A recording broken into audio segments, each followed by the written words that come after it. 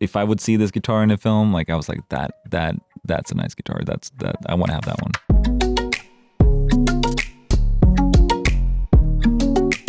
I'm so glad the rest of the world now knows what I knew for a couple of days before the word got out there, that you've, worked on with your friends, your family. Yeah. A body of work, a movie, a musical experience, a story that is just so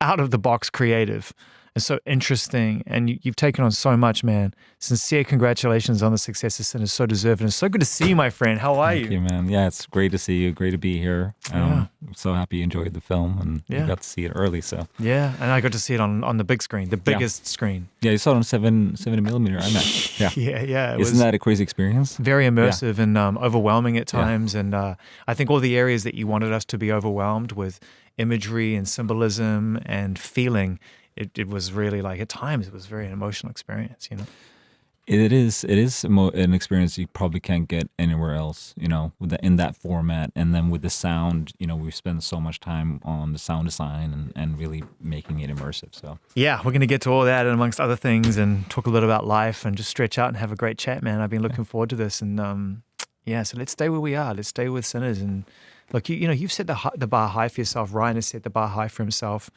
Serena, of course, your partner in life and in business and creative. You always strive for great things. But I really feel like you knew what you were undertaking and were fully committed. At what point did you realize that this was probably going to be the most ambitious thing that you'd actually worked on? Just purely musically, let alone as a story. I know anytime working with Ryan, it's going to be magic. I know from the first time I met him. USC. USC back in, 15 years ago, that this is a very special person and everything he does has such a depth to it.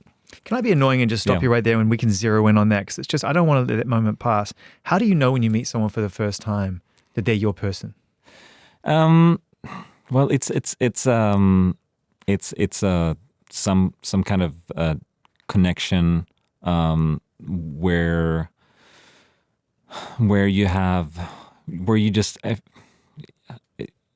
just excited to see that person over and over again, and where you feel like every time you're meeting and talking, like you're growing, you're getting deeper. Yeah. And also what's funny is like with Ryan, it's like when we started hanging out and he was like, yeah, the first movie I'm gonna do a boxing movie, and then he does it, and then, and so I have to admit that I was a little surprised when I realized he's making a music movie, and a movie by a guitar player.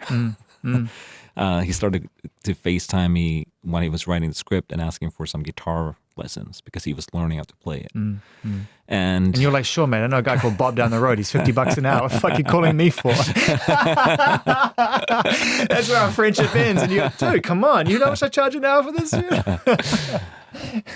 No, but it was, it's anytime you have the ability to work or connect with your friends, right? That's what's special, because now, as we get older, your time is so limited. So like you just really want to spend the time with people that you love. So yeah. I knew that these type of movies, music films, are so rare. Well, they're hard as well. And hard. They're hard. Really hard to make. I mean, really you can probably count on your one hand how many music movies you've seen that actually meant something to you, right? It's true. And, music biopics so challenging, and I respect everyone who's ever taken one on.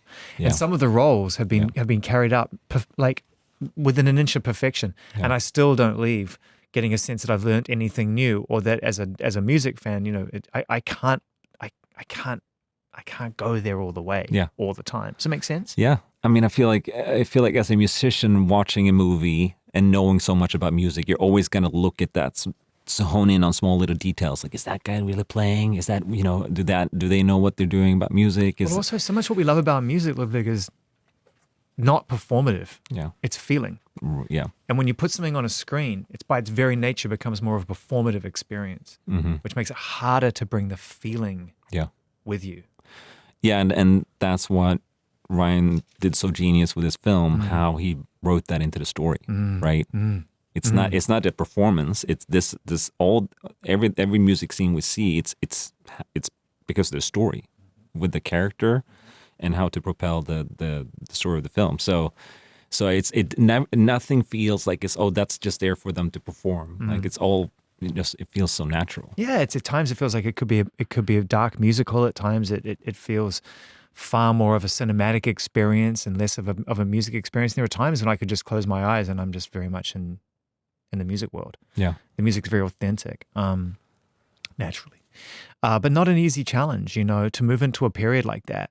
Where a majority of the people who could ever tell you how it really was or play how it really was are no longer with us. To some degree, you're leaning into your learnings, your abilities. How did you get to the authenticity place of it? Because you could replay anything, Ludwig, but how did you know it felt real to you, real to the time? One of the first things that we did was we went to Memphis, me and Ryan, and actually invited my dad, who's a blues fanatic and guitar player. Yeah. We all went to Memphis and we did what people call the blues trail. Yeah. He's laughing at you, by the way. He's like, yeah, you're not at a fucking Metallica show now, mate, are you? You're down in Memphis. I told you you'd make it here. That's been his dream since he was a kid to go on that blues trail. So we went down to the places where Ryan wrote the story, like Clarksdale, and we spent some, and then we went back to Memphis and we had this amazing musician and producer, Lawrence Blue Mitchell, who owns Royal Studios in Memphis, and we set up sessions where real musicians could come and play and talk to us about their experience and talk to us about the blues. Wow, Bobby Rush, Cedric Burnside, incredible, and real curiosity wonderland, right? I mean, and so the whole time you have to think about like, okay, what are we trying to do here? And obviously talking to Ryan all the time, one of the first things that he said was like how this music from the 30s, the way we listen to it now is we only have those terrible records with hisses and noises, and it's like pitched up a little bit, That's not at all how it sounded or felt like at the time. Right, it's like you looking at me looking at a photo of your grandfather's, and it's like black and white. And you're like, oh, the world was black and white at the time, right? yeah. So how can we put the audience today in that experience and try to communicate that feeling of what it could have been? Genius. I mean, just a beautiful twist on it. Something so. I'm not trying to belittle it. I mean, this is a highest compliment. So simple and effective way of looking at it, because you're right. As soon as you listen to those songs, well, this is old. Yeah. But it's not, it's timeless. And if you just record it in a way that feels like now, those songs, that's how they would sound. It's timeless, and it was dangerous. The guy, when we're hearing these songs from the 30s, we think about like old men singing these songs. But like at the time, they were 18, 19. This music was dangerous. Rebellious. It was the music of the devil, where, and how can we portray that feeling in the film? And I think one of the most challenging things was that listening to, Tommy Johnson, Robert Johnson, the music they're playing it's so complex and difficult. In the 30s, blues musicians, they were buskers. Was a one-man band. You played on a corner and you had your hat and you played music and you had people putting money in it, and it was no reason to have more people split the money, right? So it wasn't until Muddy Waters went up to Chicago and then brought Howlin' Wolf, and then they brought some musicians from the Delta with them and started putting together the band to play bigger venues, and that's the combination with hill country blues musicians and Delta musicians. Combining that type of drum playing and that type of guitar playing, that's how like the modern style band came together. I didn't know that. Yeah. Wow. So it all traces back to that moment. Yeah. Because guess what? There really is no commerce in one person playing music on the street. It's a bespoke business model. Yeah. But as soon as you bring a band together, you bring promoters together, you have the foundings of an industry. Mm-hmm. For better or for worse. Yeah. For better or for worse. Yeah. I want to talk about the making of the film as well as the music, and I'm Yeah. trying to figure out when the right time. I think there's no right time because you're an executive producer on the film, and obviously everybody knows that you're going to bring an enormous amount to anything creatively from a music point of view and an arrangement scoring point of view. But I feel like this was a group effort to make the film as well. Ryan directed it, but I felt like it was really. So how was that experience, deepening your relationship professionally and personally into having more of a stake in this and not just like being a scorer for hire? Yeah, this was a completely different experience for me. And also getting to work with Serena together on this music. And there was just an enormous amount of things to cover. Like I never worked in this aspect before. We have on set screen, like a musical, have to go move out to New Orleans for 4 months, have the actors come into the studio, learn the songs, rehearse the songs, write the songs, and everything had to happen in a very short amount of time. How short? I think I read the script in January, and then we were shooting in April. Yeah. That's like 3-4 months. You got to get the cast to be that real. Yeah. It's not just a case of learning them. No, I think I got to believe Miles that he is a modern day reinterpretation of Robert Johnson. he got cast. I think he got cast in January, and then he had 3 months to learn how to play guitar. Okay, I got to ask. Did he know how to play? I'm so lost for words. Did he know how to play guitar? I think he could play like chords, Like A, C, D. But we could obviously tell. I could always tell on his audition tape that he's an incredible musician. He's an incredible musician, and he's also a very serious person. And the way he played those chords and guitars on his audition tape, and the way he talked, like I know that he takes himself and the craft and music very seriously. With the greatest of respect, time is time. Yeah. You can take yourself as seriously as you want, but if you're losing the battle against time, then it's stressful. That's where stress comes in. Yeah. There must have been moments in that 3 or 4 months when you have to get ready for shooting. You have a responsibility to get the cast ready, get Miles ready.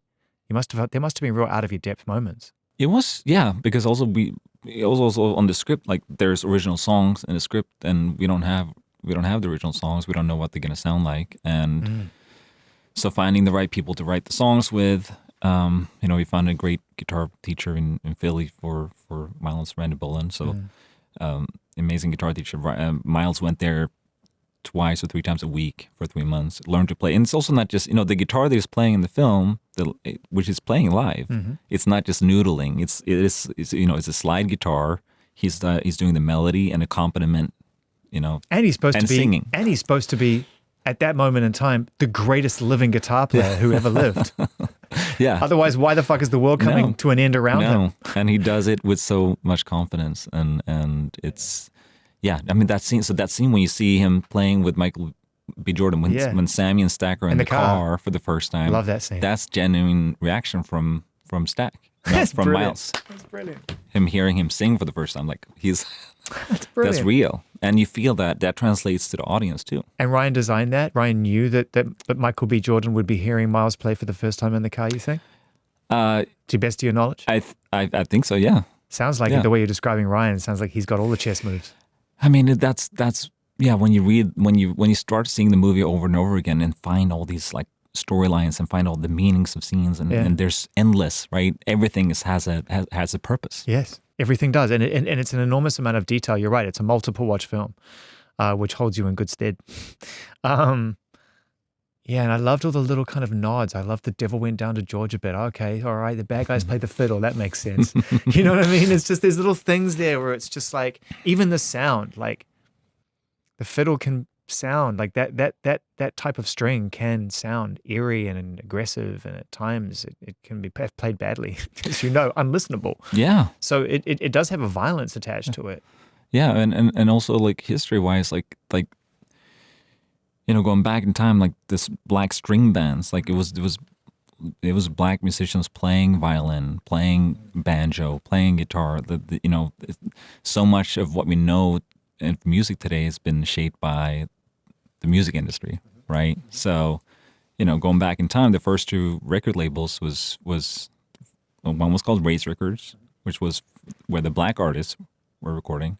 The other one was Hillbilly Records for the white artists. And the first one was called what? Race Records. Race. Yeah. Race and Hillbilly. Okay. Unbelievable.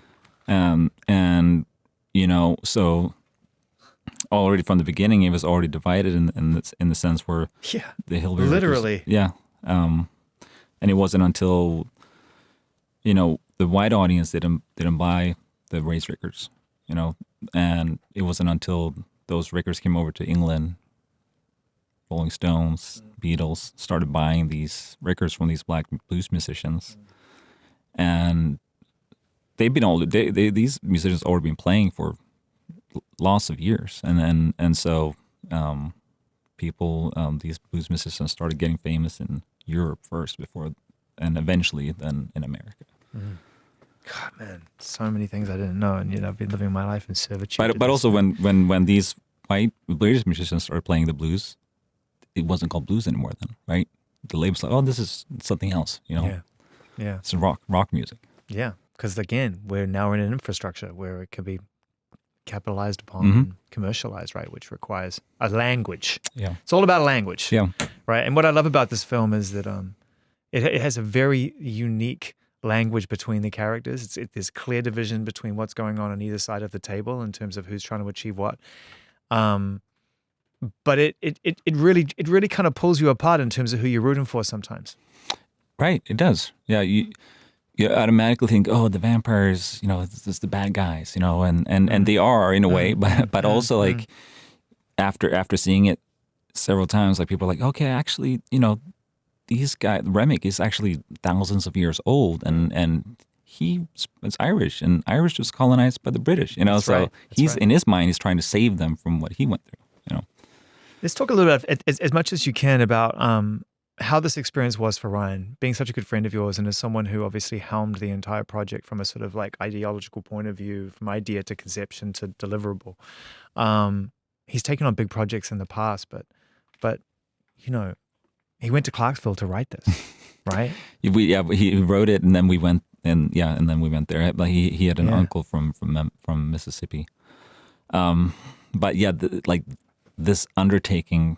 This is a huge, obviously, undertaking for him. And also the movie that's probably the closest to his heart out of anything he's done. Yeah. And just doing it under a very crunched timeline. Why does everything have to be so crunched? Can we talk about timing for a second? Like, I'm fascinated with the idea of time. Yeah. If you have a great idea and you have the right people to execute upon it and you're committed to it, how does it get to a place where time starts to have an impact? Well, I think a big thing about that is that Ryan has such a great creative platform, incredible collaborators who are also, and I think he knew that, okay, if I don't do this now, these guys are going to go off and make other things. Like he could sense that this is in a time that I have to do this now for me to be able to work with the it's people. Building a house. Yeah. If I don't keep going, I'm going to lose the contractors. Literally.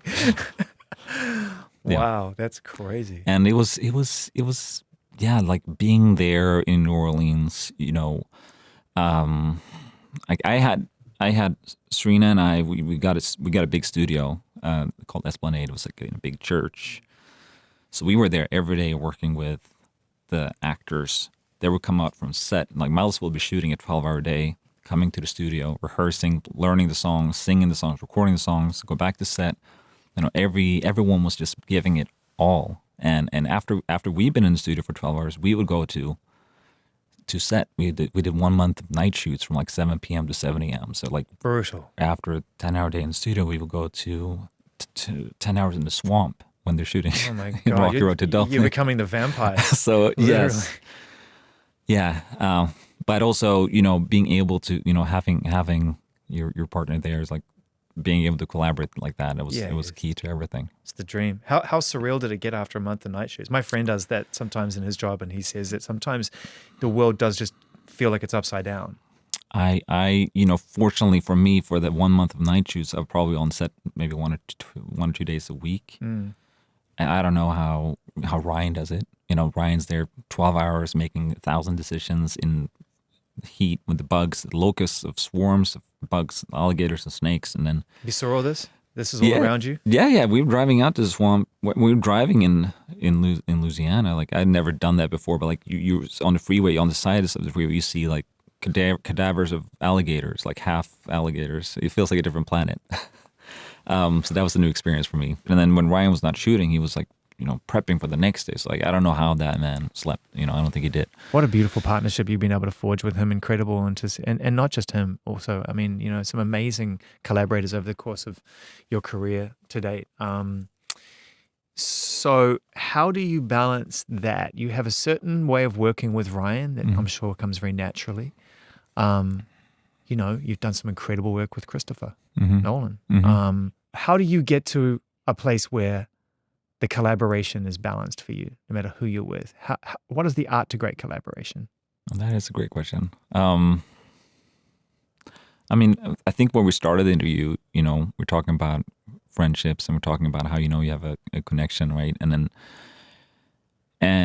then also the limits of time that we have, that we want to spend them, who we want to spend them with, people that you feel like you can grow with, and where you feel like you can push and pull. And there is, I think with my collaborators, if it's Ryan or Christopher or Donald, who I worked with for a long time now, like it's always, we're all, you feel like you're on the journey together, and there's just things within your life, your private life, and your life, like things are just kind of lining up. And yeah, I don't know. Actually, I actually don't really know how things are, how they become. But I just feel very lucky to be able to just work on music and things. I mean, I kind of only do music. I don't really do anything else. Yeah. I guess different things of music, different kinds of music, and different aspects of music. But I don't really. I need to find something else. Do you? Saying, yeah. Sometimes I feel the same way. It's so funny. I even said this on the live show this morning. Everyone was like, "Oh, it's really amazing how you can just have this different interviews with different people." And and I was like, "This is all I have, guys. This is all I do. Yeah. Outside of family, that's it." I mean, maybe we just need to sign up for like a sailing boat class or something. Something. I'll be the first overboard. You know it. We'll come back to Sinners in a second. Yeah. I talked about some of the people you work with, and I've never had a chance to talk to you about the difference between, and obviously it's going to be fundamental differences because different people, but what are some key differences when you're working with, say, Christopher Nolan versus Orion, and what is that experience like? Very different types of work. And I ask that because people are highly obsessed, not even cinephiles, highly obsessed with Christopher Nolan as a director and his mind. And what has been your experience of working with Christopher from a sort of scoring and creative collaboration point of view? I think with both of them, like what's just so amazing is that obviously they're incredible directors, but also writers. Yeah. So that allows me to get started in the process at a very, very early stage. Yeah. When they're having an idea, when they finish a script and they have, I can come in there, I can read it, we can talk about it, and what I love to do is just write music based off our conversations and off the script.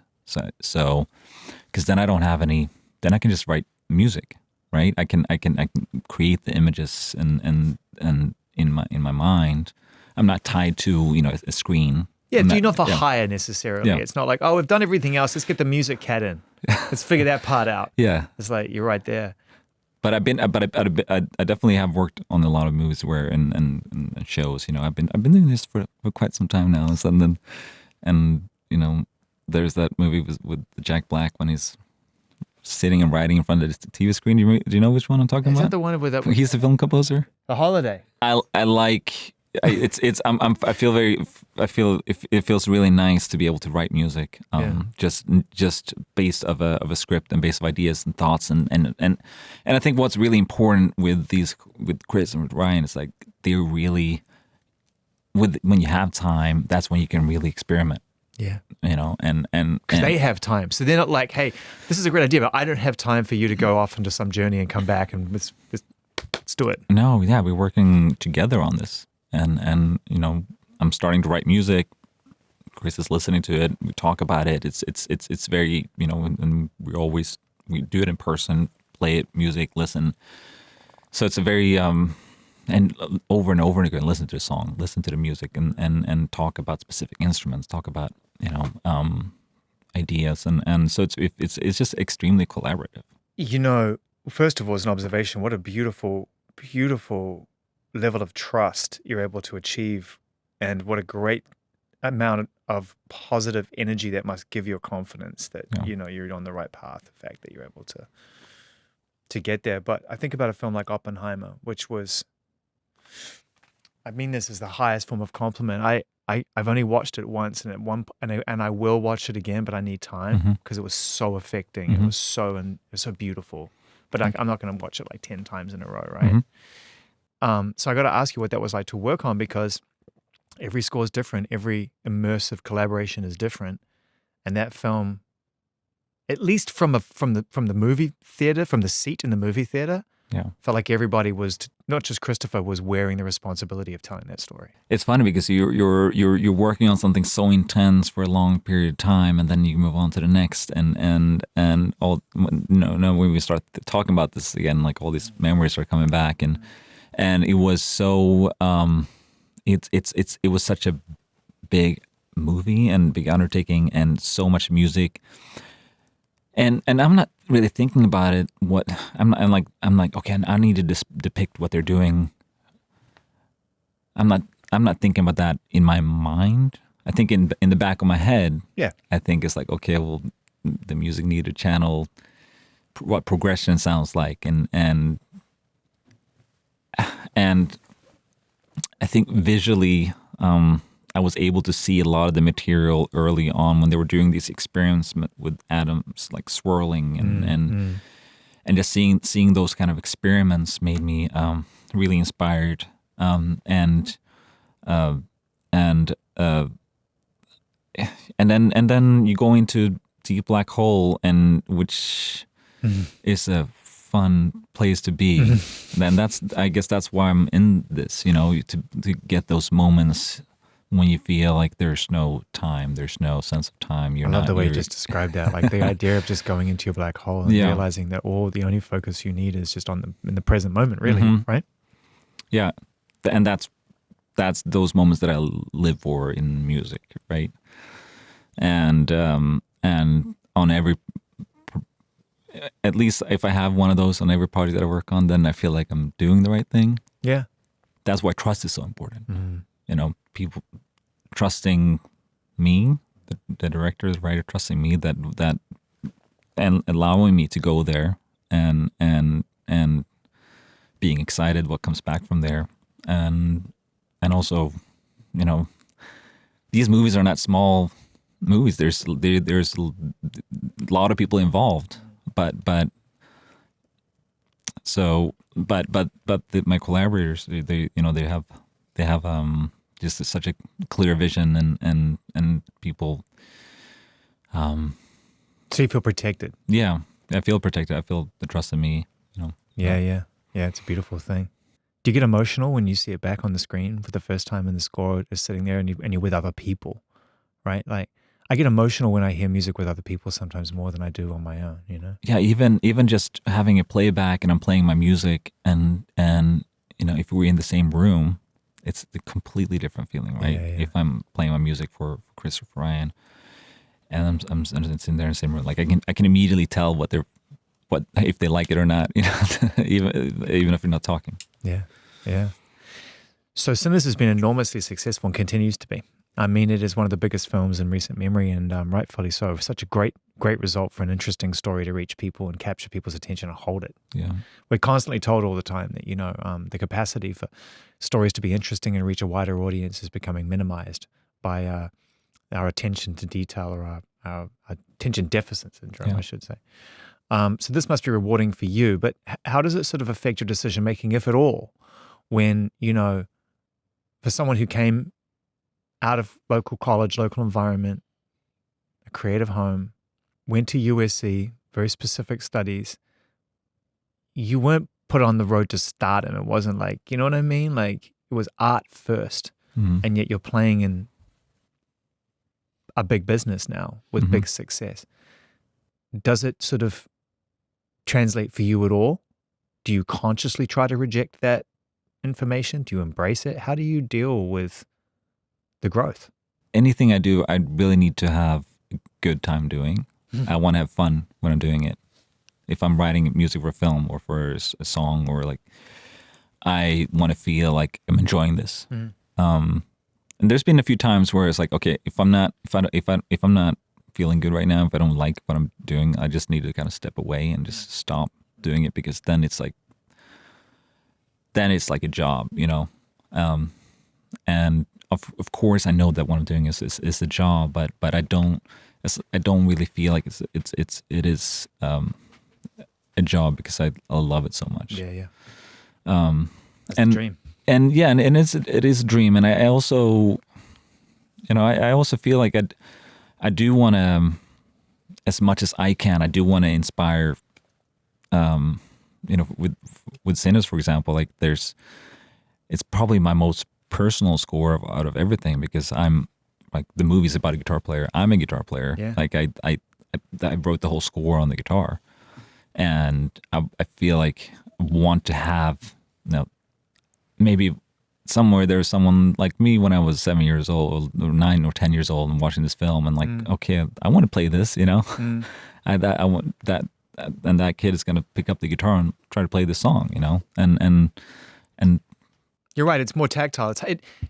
With the greatest of respect, it's harder to do when it requires a 60-piece orchestra. It's like, oh, I want to be the violinist in that orchestra, right? Somebody's going to think that. Yeah. But you're right. You narrow the field a little bit from when a kid has only so much they can draw inspiration from. Well, that looks like fun. Yeah. Picking that instrument up and playing that looks like fun.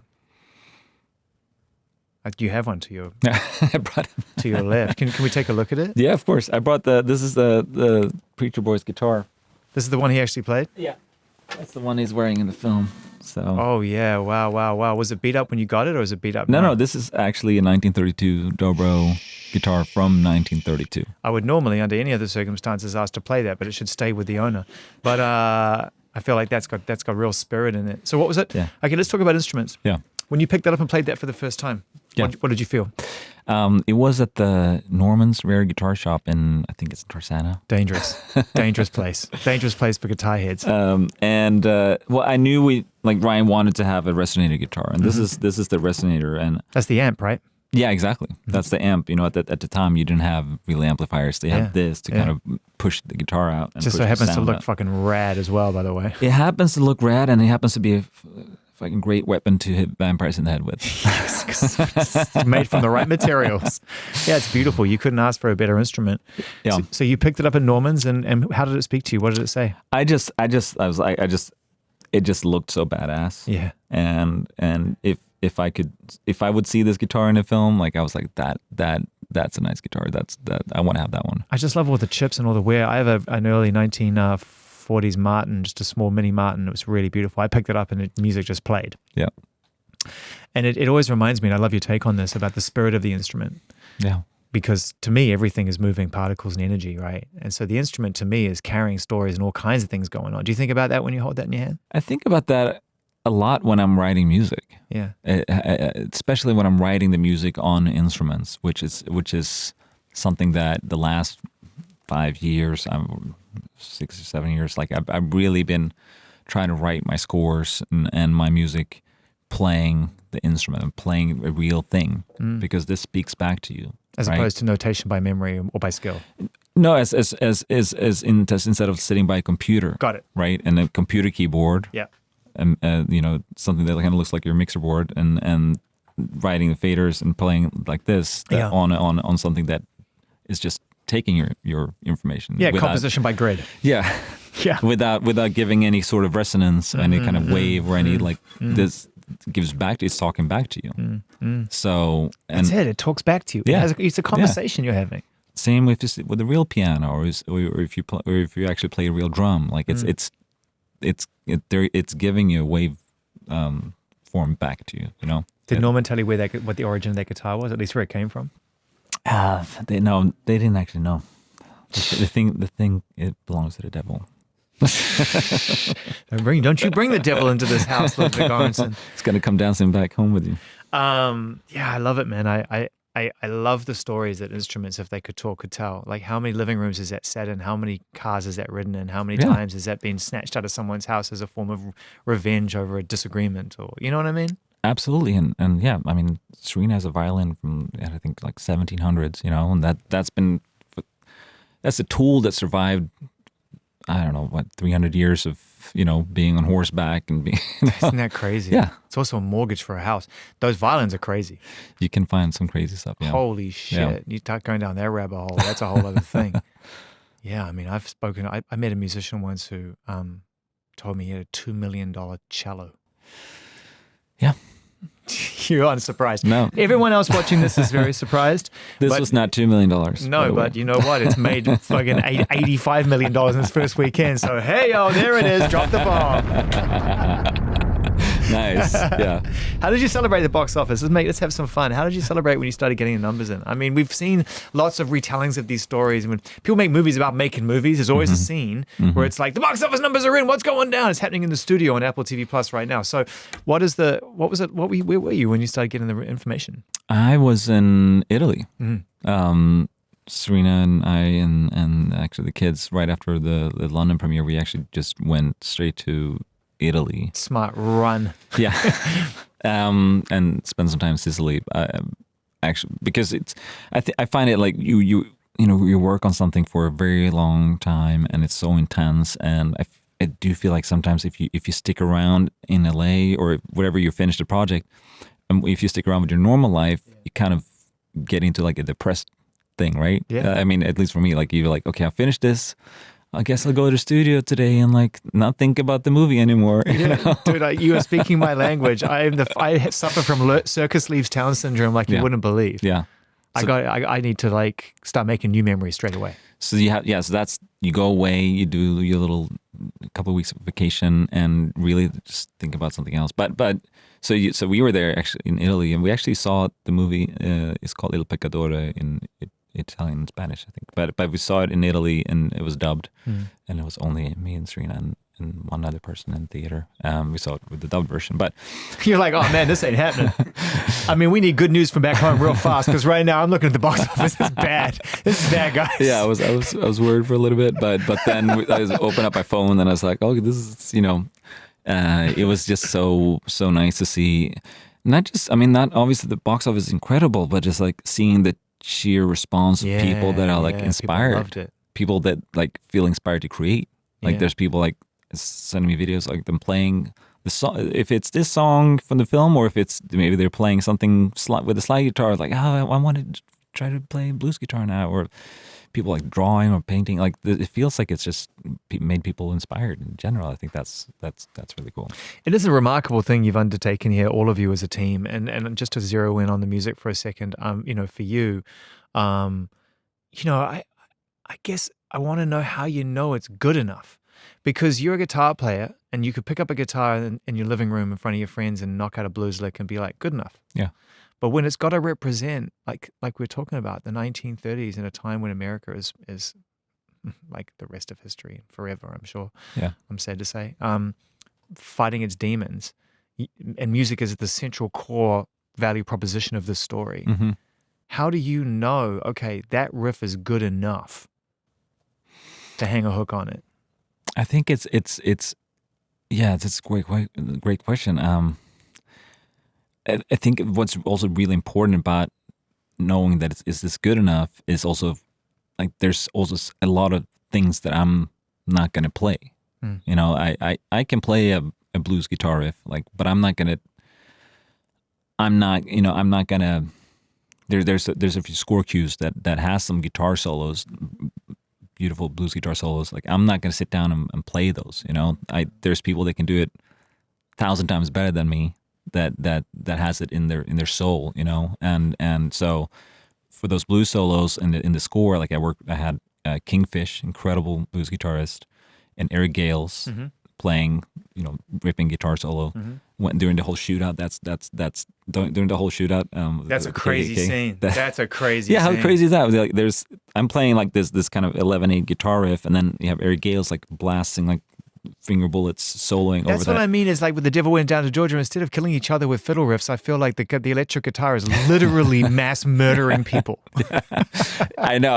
And it's when Ryan was like, why don't we have just a guitar ripping through this, or we have that idea. I was like, okay, this would feel like something you would kind of just make a joke about when you're kids, and that's kind of how we make this film. Like we met when we were kids. We still have that kind of mentality that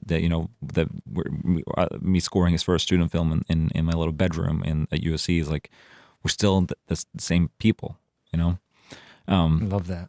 And then there's another scene where Stack and Mary are talking in the juke joint, and he's kind of there's a very emotional moment. He says something that makes her cry, and you hear this beautiful like soloing clean blues guitar in the background, and that's Kingfish playing. So I think that finding the right people to do that and expressing those kind of emotions with blues music and real musicians was very important.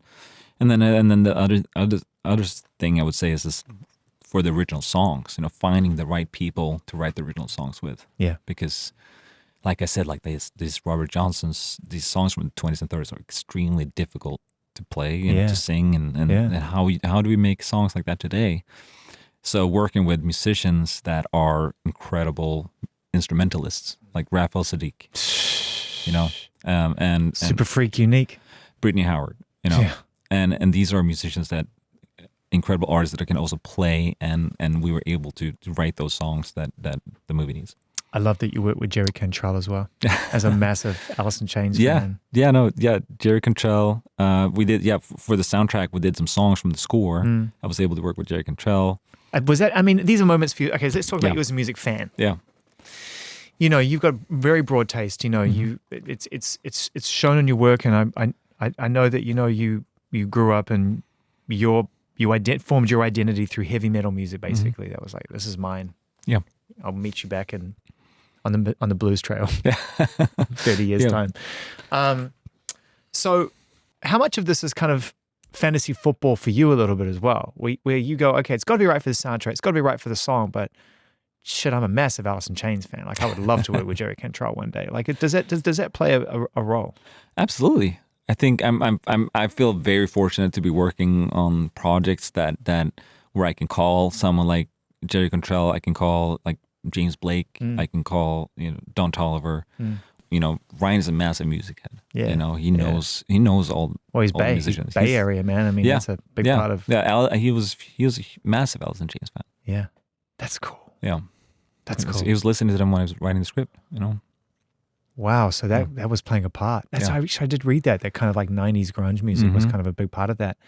Did he explain to you where he drew the connection between the two?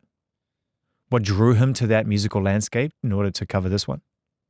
He was, I think when he was working on Wakanda Forever, one of his favorite, he was listening to a lot of Young Dolph. Yeah. And he got shot and killed. And another producer in Wakanda Forever, they were working late one night, and Ryan was like, I'm so depressed. Like, what is there any other kind of music where where the musicians, the artists are singing about the things that eventually will kills them, and the other producer was like, yeah, in grunge music, it's the same thing, and then I think Ryan was like, yeah, I mean, I think it's like that grunge music is basically blues music sung by white people, What an observation for someone to make.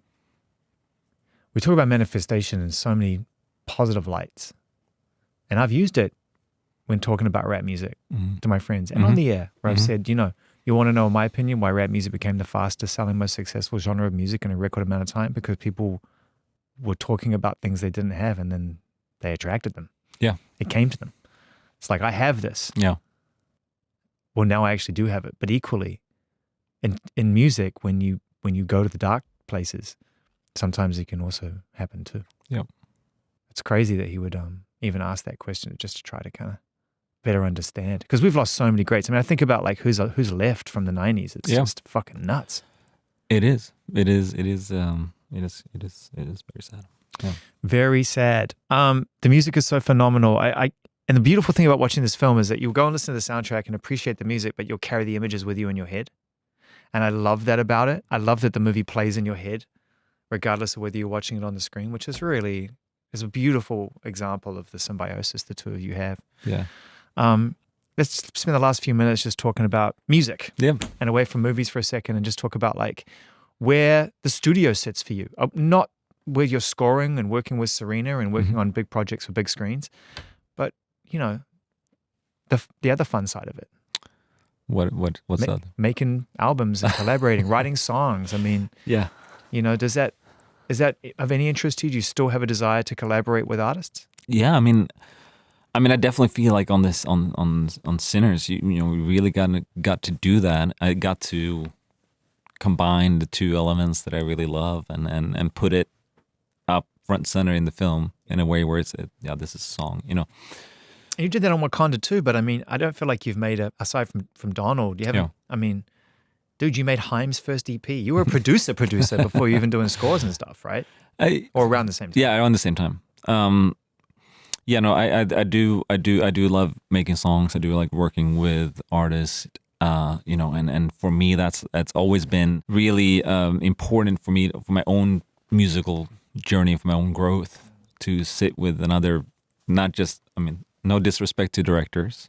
You know, I already know where you're going with this. They're artists, but like they're obviously to sit with you know, with another musician, artist, work with them, get their vision out on the paper or on the instrument, and sit and create something is amazing. And I think one of the things now is just that, you know, when I work on a film, like it's, I can, you know, if I know if I'm working with a writer director, like, okay, well, I'm going to get started here. It's going to take a year, you know, or 1.5 years, and you'll be done then. And then I have another movie coming. So, you know, too many good problems. But yeah, busy. And also, you know, it's like, yeah, no, that makes total sense. But also working on songs now is like, it's, I feel like it's so, I mean, I wasn't around in the 90s, so I don't know how it was, but it's definitely like a very spur of the moment, right? Like this artist is in town, or this, you know, she or he is doing, or they are doing it 1 day here, 2 days here. It's like, you know, it's very rare that you're like, okay, well, 4 months from now, we're going to go make an album for 3 months. But you needed to be like that. You can't be available on the spot. Kind of. Yeah. And I think it happens, but maybe not that often. But yeah. Well, I think you could. Yeah. I think if you wanted to, you could make an album and say, I'm available in 5 months' time, and there's a pretty good shot someone, if they wanted you bad enough, would stick around. But to your point, you're in something for 2 years. So you can't just like say, I'll do it in 2 goes. Can we put the movie on ice? Yeah. How did you feel? I spoke briefly to Donald when he kind of came to the conclusion of that the childish Gambino era had kind of run its course, and, you know, a healthy, positive retirement is a great thing. So, you know, and he was very philosophical with me about it. How did you feel about it? Because to some degree, it must have been, you know, it must have struck an emotional chord with you, because it's been a big part of your life. I mean, the two of you have been partners at this from dot, and achieved great creative strides together. Yeah, it's been a huge part of my life. I mean, Donald and Childish Gambino and being on that journey and touring and playing and putting together, like, all, you know, we have so many just family friends. Yeah. And you know, we are a family, and so it was definitely, you know, it was definitely I think I'm not sure actually. I still kind of wrap my head around it, but but it wasn't sad in a way. Like, it was, I wasn't sad. Like, I feel like, because I know that it's not like he's going to stop making music. Yeah, no, I know he's not dead. No. but it is kind of interesting, because we do become attached to these identities. Yeah. They get presented to us, and then we apply them to our lives. And so, yeah, he has every right to do whatever he wants to do. Yeah. But it is kind of, when you make a statement like that, it's like, okay, that side of things is like. I mean, sometimes I go back and listen to a lot of, we've done so much, you know, and a lot, and very, very proud of it. Yeah. It's incredible. I think about Redbone in that era, and, you know, your mama, we played your mama 6 times in a row in this show when it first came. You did? Yeah, we played it for 35 minutes. and nonstop at the top of the show because we had the first play, and so I was like, we're just going to keep going and keep going and keep going and keep going. It sounds so fucking good. And I think about that era and what you guys both achieved at that point, and we were used to like creative shapeshifting and this idea of no two projects being the same. But that just felt to me, in many respects, it kind of, I can trace a little bit of that to this because it felt like you went to a time and a place, you time traveled and were able to capture the origin and the feeling of a sound and modernize it, if that makes sense. Yeah. And also I think that, that project, I think, was also just so connected to his dad, and I think and with this project, this is also very connected to my dad. Yeah. And you can hear when something really means something. How'd your dad feel when he saw the film? He's seen it 3 times. He had to see it twice in Swedish to really understand, and with subtitles. But it doesn't matter. Like he understands it without understanding exactly what they're saying, because like he when he heard the blues for the first time when he was 14, 1964, he didn't really understand the lyrics. It just but that music changed his life. I had a great time talking with you, man. I mean, it's like I love you. I love seeing you too. I love seeing you around. Yeah. So this was always on the cards, and I'm glad we got to talk about it on this film. Me too. I mean, yeah, it's always so great. Every time, it's not often enough, but I get to see and talk a little bit talk a lot about music and a lot about everything else, just life. Because there's, like you said, like we only have music. So Good to see you. Yeah, good to see you.